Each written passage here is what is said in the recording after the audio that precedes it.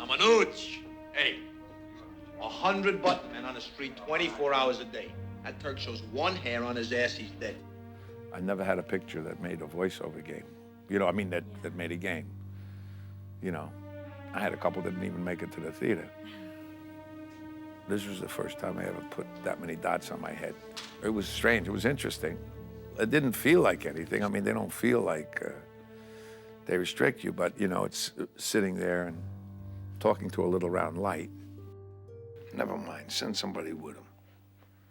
What made the picture successful and sort of timeless, that it really was not about, you know, the killing and the mob. It was all about family.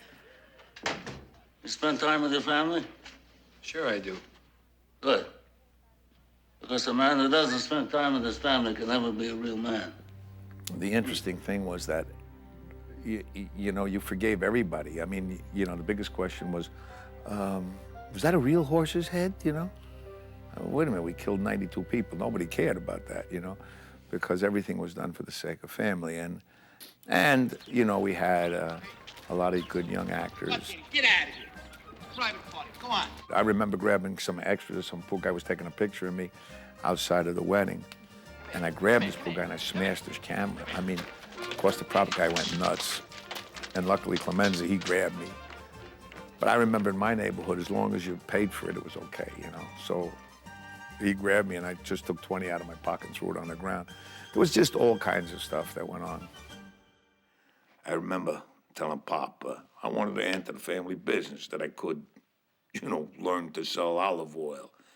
The story goes that he could not have been a Don because he was too emotional and he didn't act with his head, he acted with his heart. Sonny was just, you know, hot-tempered. They shot my father. That's business, your ass. And basically the rest of it, I just try to be Don Rickles, you know? I just bust everybody's chops from morning till night. So it was fun, you know. Hey, kid, listen.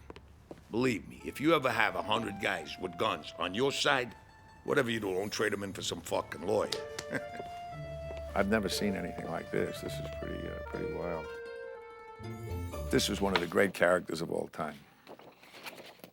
Richie, I'd be talking to Bobby, and Bobby go, damn it, my watch. My goddamn watch stopped. So Richie'd come over and he'd say, let me see the watch. He said, what? He said, come here, I'll fix it.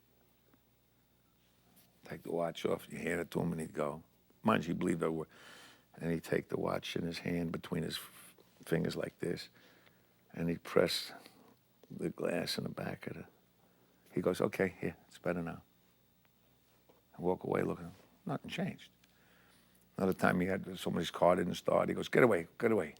He picked up a rock. He knocked it on the block 3 times. He says, okay now. I walked away. Nothing happened. He was a great character. Leave the gun. Take the cannoli.